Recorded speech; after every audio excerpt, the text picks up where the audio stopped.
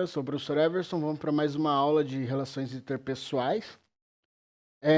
Pessoal, dando continuidade ao conteúdo que a gente viu na semana retrasada, né? Porque semana passada não teve aula.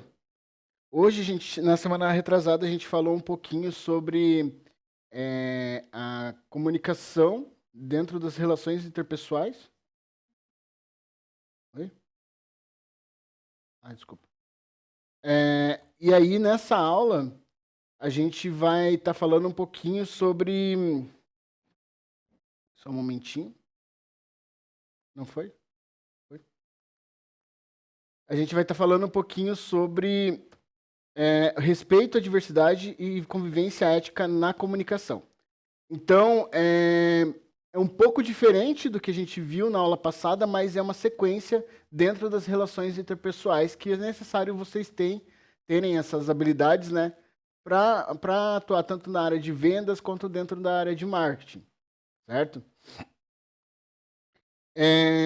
Quando a gente fala em respeito e convivência, a diversidade e convivência ética na comunicação, o que vem à cabeça de vocês? O que vocês acham que pode ser e o que os remete, mais ou menos?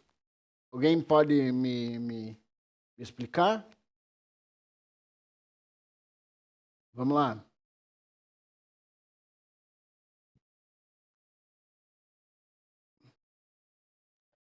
O pessoal do Loyola, alguém?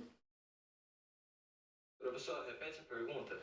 Quando a gente fala com relação à diversidade, a respeito à diversidade e convivência ética, o que remete a vocês? O que vocês acham que pode ser? Não vem nada da minha cabeça. Não vem nada na sua cabeça. Então, assim, quando eu falo com relação à diversidade, você não consegue pensar em nada de diferente, assim. Alguém mais? E com relação à ética, à comunicação, o que vocês acham que pode ser? Quando a gente se trata de você passar uma comunicação objetiva, clara, mas sempre com ética. O que tem de diferente nessa ética? É uma ética que a gente pratica no nosso dia a dia, no nosso trabalho, no nosso convívio de escola? Ou é uma ética que é mais direcionada para a comunicação mesmo?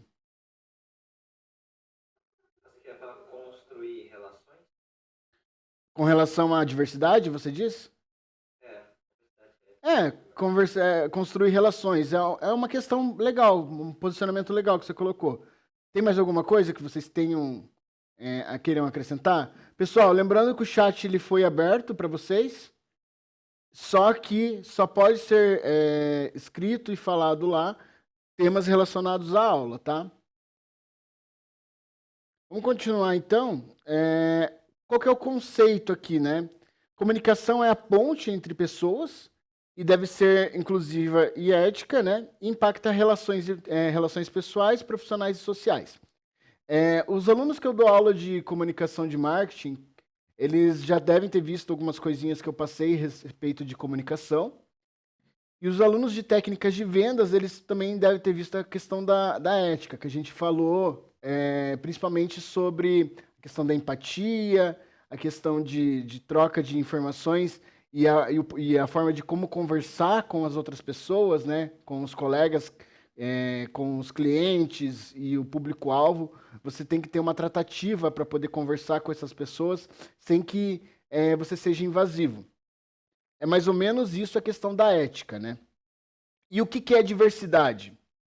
Então, a diversidade ela reúne um grupo de pessoas que muitas vezes, no olhar da sociedade, eles não estão se enquadrando no que para eles acaba sendo o correto, certo? Então, isso não quer dizer que eles são diferentes. Eles não são diferentes, são pessoas como qualquer outra, só que existe uma normativa social que é extremamente errado, que coloca essas pessoas como se fossem pessoas à parte daquilo que a maioria pensa, né? Por isso que a gente chama, muitas vezes, esse grupo de minoria, né? Então a gente tem pessoas com deficiência, pessoas com relações à raça e etnia, lembrando que mais de 50% da população brasileira é preta ou parda, e mesmo assim eles se enquadram dentro desse grupo de minorias. Com relação à idade, à orientação sexual ou condição sexual, né? A crença e religião, e também a questão de gênero, certo? E aí, o que é a diversidade em si? É o reconhecimento das diferenças humanas, que envolve gênero, etnia, cultura, religião, idade, orientação sexual, entre outros. Com relação, por exemplo, à raça e etnia, alguém aí das duas turmas já passou por alguma situação de preconceito ou de pré-conceito dentro da sala de aula, ou dentro do trabalho, ou em algum local público? Sim. Vocês querem compartilhar essa situação com a gente? O que pode ter acontecido? Depois eu compartilho uma outra situação que aconteceu envolvendo a minha família também. Alguém? Camille, você tem algum relato sobre isso, sobre essa situação que você passou?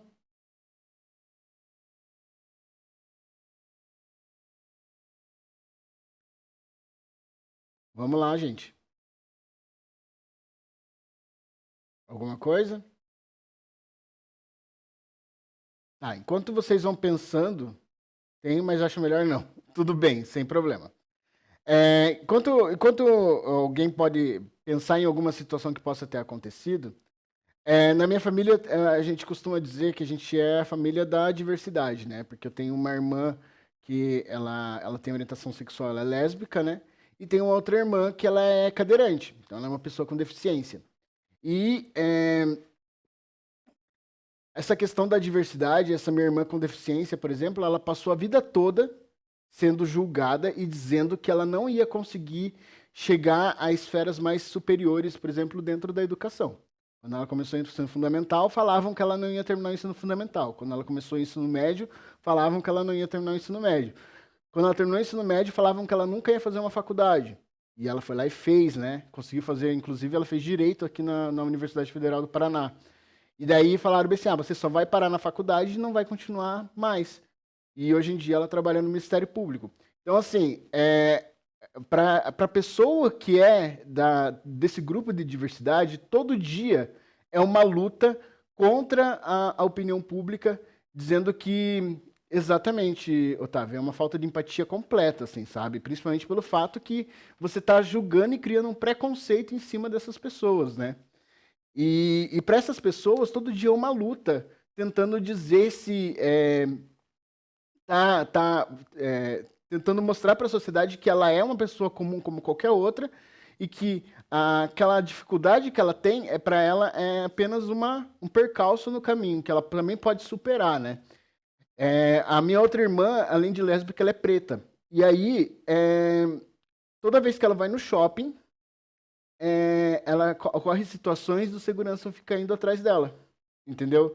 Então, assim, isso é uma outra situação constrangedora que também a sociedade implica por uma questão de preconceito com relação a uma pessoa diversa.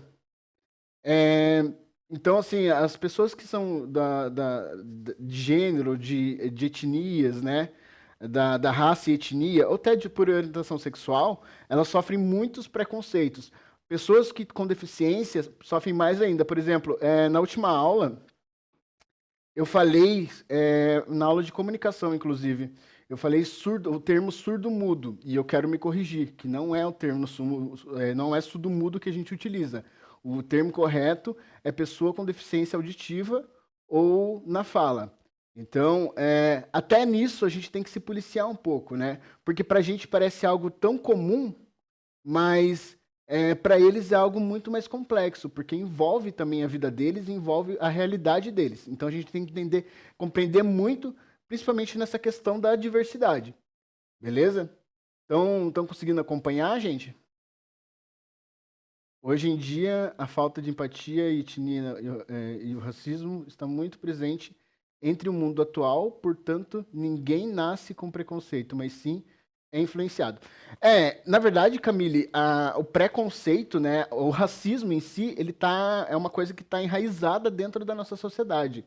Então, é uma questão muito delicada entre a gente, né, que está intrínseca dentro da nossa própria sociedade, onde a gente costuma usar até palavras que são preconceituosas, que são racistas, e muitas vezes a gente não percebe. Por isso que é importante, às vezes, a gente se policiar. Eu sei que às vezes parece que é aquela coisa do politicamente correto, mas é aquilo que o Otávio falou, a falta de empatia. Então, assim, a gente tem que começar a ter empatia, principalmente com essas outras pessoas. Porque a forma de como a gente fala, pra gente não tá machucando. Mas para essas pessoas, muitas vezes, pode machucar também, né? Então, essa é a questão da gente parar, pensar e aprender, muitas vezes, a falar o que a gente...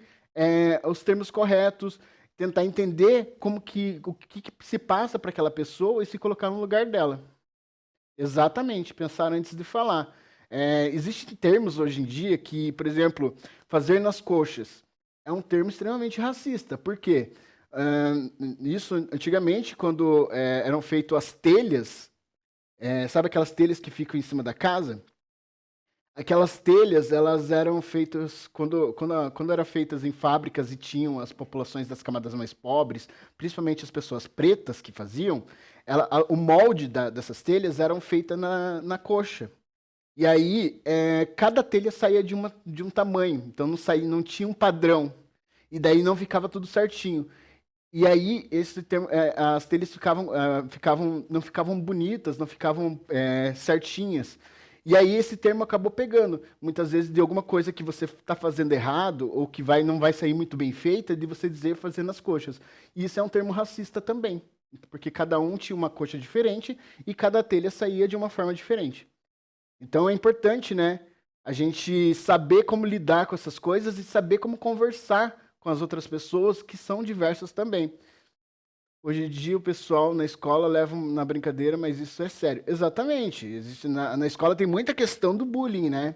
De você tratar os outros colegas achando que está sendo legal, que você está se enturmando, que você está fazendo algumas outras situações, e muitas vezes você pode estar praticando também o bullying. Então é importante você se policiar, né? É importante você se colocar no lugar do outro. Gordofobia, com certeza, com certeza. Essas são situações que a gente tem que aprender a lidar no nosso dia a dia, né? Cada um tem o seu corpo, cada um sabe lidar com o seu corpo. Lembrando que a obesidade é uma doença, mas isso é uma questão pessoal da pessoa, dela poder entender que é uma doença e começar a se tratar. Então, não é porque às vezes a pessoa está acima um pouco do peso que você tem o direito de criticar ela por esse fato, né? Continuando aqui, e qual que é a importância do respeito à diversidade? Então eu trouxe aqui 3 situaçõezinhas que são importantes, que gera inclusão e pertencimento. Então, a inclusão é algo extremamente importante, né? Se a gente for pensar nessa questão de inclusão, a gente pode lembrar também a política de cotas, que muitas vezes as pessoas acham que a política de cotas é apenas um benefício para outras pessoas poder, sei lá, acessar alguma outra coisa. E não é, por exemplo, a política de cotas para pretos, pardos, indígenas dentro das universidades, por exemplo, ou até em concurso público, acaba sendo uma forma de você ter de você ter uma retenção, uma retificação tudo que aconteceu durante o período da escravidão. Porque se a gente for lembrar essa questão da política de cotas, por exemplo, a política de cotas começou, não foi com as pessoas pretas, as pardas e as indígenas. A política de cotas começou justamente com as pessoas brancas e europeias, lá em 1800, quando eles começaram a vir para o Brasil e começaram a utilizarem o governo brasileiro criou essa política de cotas para acesso à escola e à universidade para os filhos das pessoas que vieram da Europa aqui para o Brasil. Então, assim, Lembrando que isso não foi uma coisa que foi desenvolvida exclusivamente para as pessoas pretas, ou para as pessoas pardas, ou para os deficientes, ou para pessoas de baixa renda, ou para alunos de escola pública, que são os critérios que a gente utiliza para entrar na universidade, por exemplo, né? Então, a questão de você gerar inclusão é extremamente importante dentro da sociedade, né? Porque a gente tem que entender, principalmente na questão de pertencimento, que dentro de uma universidade pública, não é somente a pessoa, o filho do rico que tem o direito de entrar lá dentro. A universidade pertence a todos e você também pode ter aquele sentimento de pertencimento àquele local. E que isso é extremamente importante, né? Você ter um sentimento de pertencimento, por exemplo, ao local que você mora, que pode te ajudar futuramente a reivindicar melhorias para aquele local onde você mora, né? Então isso também é importante. Daí continuando aqui, né?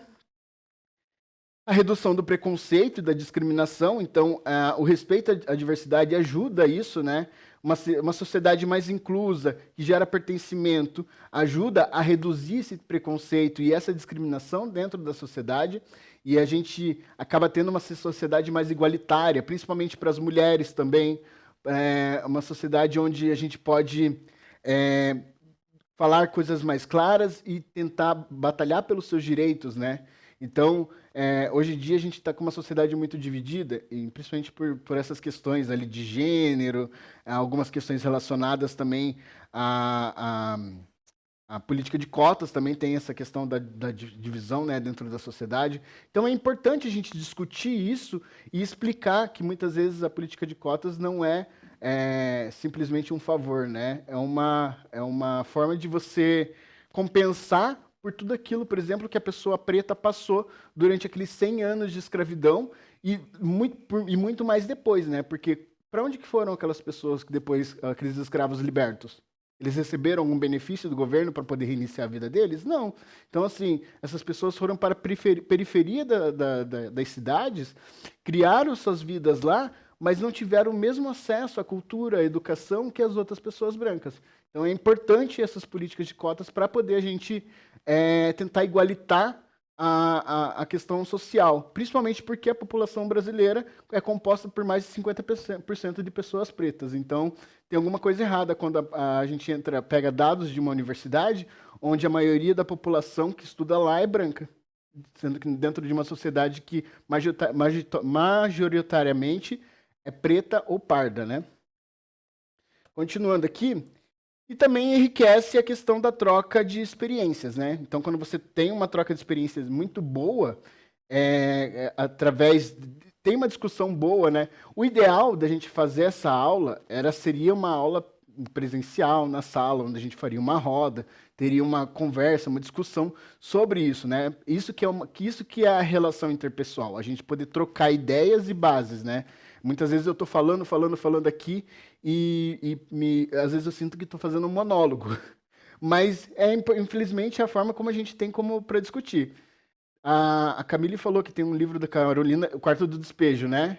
Que conta sobre a questão dos estudos para os negros. Exatamente. Carolina Maria de Jesus. Essa autora ela é maravilhosa, é uma autora carioca, né? Que morou muitos anos lá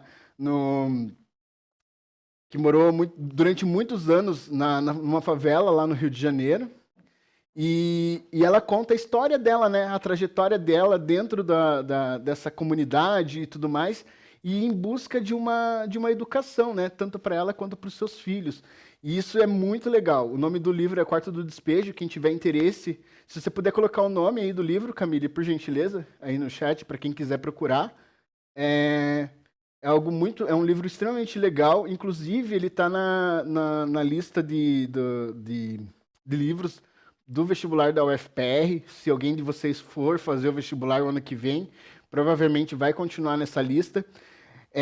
Esse livro é muito bom de ser trabalhado, é muito bom de ser lido, e é uma referência para essa questão, principalmente essa questão social e a questão racial dentro da sociedade brasileira. Então, é importantíssimo a gente conhecer esses autores, né? Principalmente esses autores pretos. E a Carolina Maria de Jesus, ela é uma referência dentro dessa área. Pena que, assim, quando ela começou a fazer sucesso, sempre os grandes artistas, quando começam a fazer o sucesso, eles não usufruem, né, daquilo que eles proporcionaram para gente. Um exemplo claro é a questão do Van Gogh lá, né, que só foi ser reconhecido depois que ele morreu. Continuando aqui, ética na comunicação. Então, daí a gente tem aqui o uso responsável da linguagem. O que seria o uso responsável da linguagem? Né? A forma de como você vai falar com as pessoas, com os seus clientes, com os consumidores, com o público-alvo. Né? Quando você fala de uma forma mais clara, objetiva, você consegue transmitir informação muito melhor. Mas, porém, para além disso, a gente tem que conversar e falar de uma forma mais ética. Isso é extremamente importante. Respeito à diversidade, respeito à verdade e à dignidade das pessoas. Então, muitas vezes quando você vai transmitir a comunicação, fazer uma forma de informação para chegar a outras pessoas, você tem que pensar para além do seu público-alvo e respeitando toda uma comunidade. Lembra que eu falei para vocês a respeito de uma campanha, por exemplo, da Nike, em que eles impuseram que uma tribo colocasse, uma tribo que nunca usou calçado, nunca usou chinelo, nunca usou nada, utilizasse os tênis para poder fazer a campanha deles. E daí, na hora que eles estavam falando a campanha lá, eles pediram para falar o slogan da Nike, só que como eles não sabiam falar inglês, eles falaram na língua deles, eles não estavam falando o slogan da Nike, eles estavam justamente falando que não queriam utilizar aquele tênis. Então foi uma forma deles reivindicarem. E isso entra a questão do respeito à verdade, né? Que eles nunca utilizaram o tênis, eles não queriam utilizar aquilo, e também a dignidade deles, né? Porque chega um homem branco, uma empresa extremamente poderosa, e impõe que eles têm que usar aquele tênis. Então, assim, isso acaba surtindo um efeito contrário também quando você vincula a comunicação, a propaganda.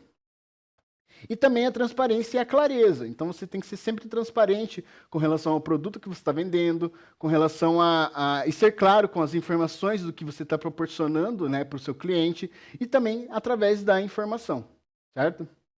Muito obrigado, Camille, por colocar a informação do livro ali. Diversidade e comunicação. Então, com relação à diversidade, a comunicação deve representar a pluralidade. Então, a comunicação ela deve desenvolver um todo, não somente... claro, quando a gente faz dentro do marketing, a gente faz uma estratégia de marketing, a gente vai segmentar o mercado, que foi que eu trabalhei com a turma do Palotti ontem, né? Eu mostrei para eles o que era segmentação, de dividir o mercado e tudo mais. Você vai trabalhar com um grupo específico. Mas dentro desse grupo específico, eles são parecidos em determinados assuntos, mas não quer dizer que ali não tem uma pluralidade de ideias. Então é importante a gente observar isso e tentar trazer a comunicação da forma mais clara e plural possível. Evitar estereótipos e preconceitos. Essa questão de estereótipos é algo muito, muito sério, né? A gente, dentro da sociedade, a gente cria muitos estereótipos. Por exemplo, com relação à pessoa preta, se a gente estiver atravessando a rua e tiver uma pessoa preta vindo na nossa direção, a gente tem um estereótipo que essa pessoa possa assaltar a gente. E eu digo gente porque já aconteceu isso comigo, assim, sabe? E eu reconheço que é um erro. Então, assim, a gente tem que aprender e parar de criar esses estereótipos, esse tipo de preconceito, né, em cima de outras pessoas. O estereótipo com a pessoa com deficiência, que também a gente tem aquele preconceito de que ele nunca vai conseguir, né, fazer determinada coisa, que foi o que aconteceu lá, que eu contei o caso da minha irmã para vocês. Eu coloquei ali, inclusive, com relação à pessoa com deficiência auditiva, e eu coloquei ali, né, a diferença de um e outro. Então, o termo correto, que é um estereótipo que a gente coloca também, né, que é pessoa com deficiência auditiva e não surdo-mudo. Por quê? Porque esse termo tá errado. E se a gente for falar isso para uma pessoa que tem deficiência auditiva, ele vai se sentir ofendido. E daí entra aquela questão, né? A gente fala da empatia. Por mais que ele entenda que às vezes eu não saiba, mas por que eu não fui pesquisar? Por que eu não fui atrás disso também, né? Então, isso também é uma falta de de informação minha e de tentar conhecer essa outra realidade. O ideal seria a gente também, todo mundo, aprender a falar Libras para poder o quê? Gerar uma inclusão dessas pessoas que têm deficiência auditiva na nossa sociedade, né? Na escola deveria ter uma disciplina de Libras para tornar mais incluso, né, a escola para essas pessoas com deficiência auditivas. Pelo menos o básico de Libras. Exatamente, Camille. A gente não faz nem o nosso mínimo, né? A sociedade e escola, enquanto sim, muitas vezes a gente peca nesse tipo de coisa. E também a questão da democratização, né? Garantir a voz de diferentes grupos. Isso quer dizer que é democratizar a comunicação, né? Democratizar a forma de linguagem entre todos dentro de um único espaço. Isso é extremamente importante. A comunicação inclusiva também,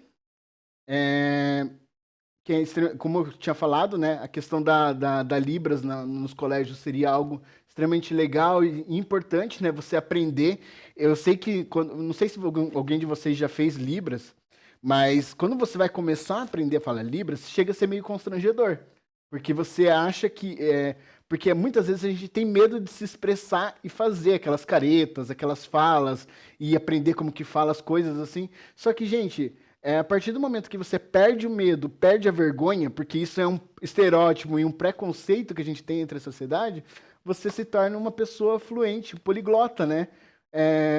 Você está aprendendo uma outra língua, porque a Libras tem a linguagem brasileira de sinais, mas existe a linguagem americana de sinais, a linguagem britânica de sinais, então várias outras regiões do mundo tem você consegue praticar a Libras em outras línguas. Então é importante você aprender também, né? E assim, para quem nunca teve interesse, eu sugiro assim procurar. Hoje em dia tem ferramentas que ajudam você a aprender a Libras em casa mesmo. E você nunca sabe quando você vai poder precisar usar. É a mesma coisa do inglês, ou do espanhol, ou do alemão.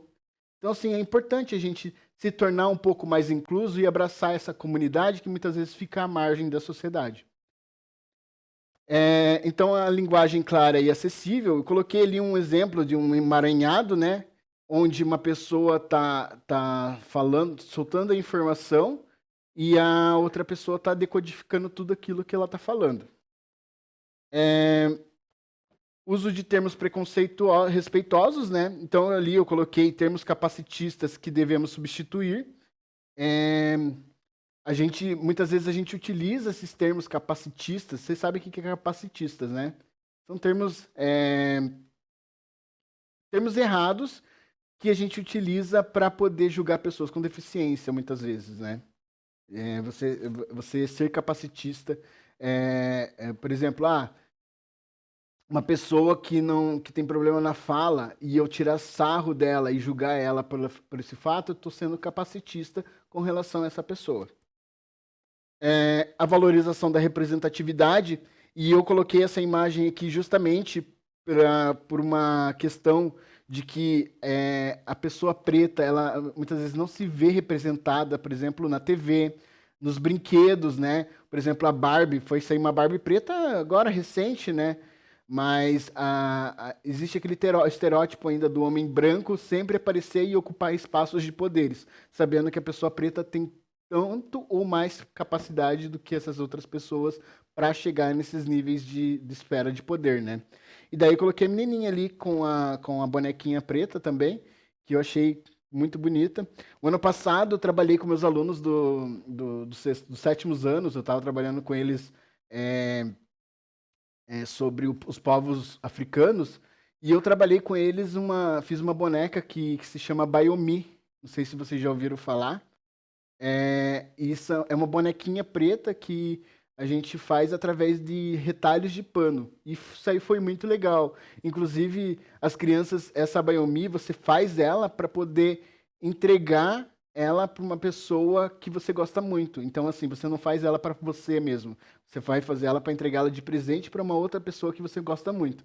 E, então, eu acho que essa atividade foi uma atividade bem legal. Só que aconteceu uma situação que também não foi legal. Teve uma mãe que colocou um estereótipo em cima dessa boneca, dizendo que essa boneca era uma boneca de, por exemplo, de uma religião africana, por exemplo, do Umbanda, do Candomblé. E falando que, vou usar o termo que ela utilizou, né? Que era uma macumba aquilo, literalmente. E não era, né? Era simplesmente uma atividade, exatamente, o preconceito religioso. Era uma atividade acadêmica onde as crianças desenvolveram algo para poder entender como que era a cultura do povo africano. E daí, justamente, a mãe entrou em contato com a direção e para poder conversar sobre isso e tudo mais. E eu tive que ir lá na sala da direção explicar o que, que era a atividade. Então, para vocês verem como que está intrínseco esse preconceito dentro da nossa sociedade e o quanto a gente tem que policiar.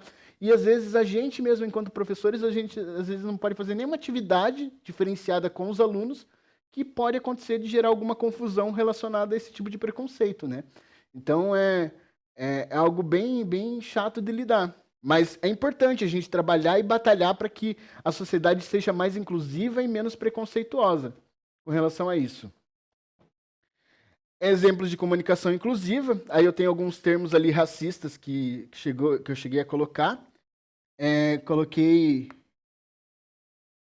cor de pele, a dor sem pai, meia tigela, mulata, cor do pecado, ter um pé na cozinha, cabelo ruim.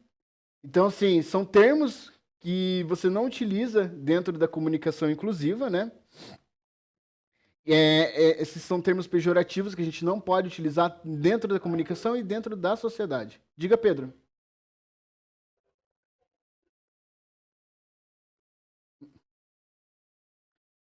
Aí substituir o cliente por pessoas clientes, né? Então, assim, você não vê o cliente apenas como um número, mas sim como uma pessoa dentro do seu negócio. E também utilizar acessibilidade digital. Um exemplo claro é a questão da audiodescrição, né?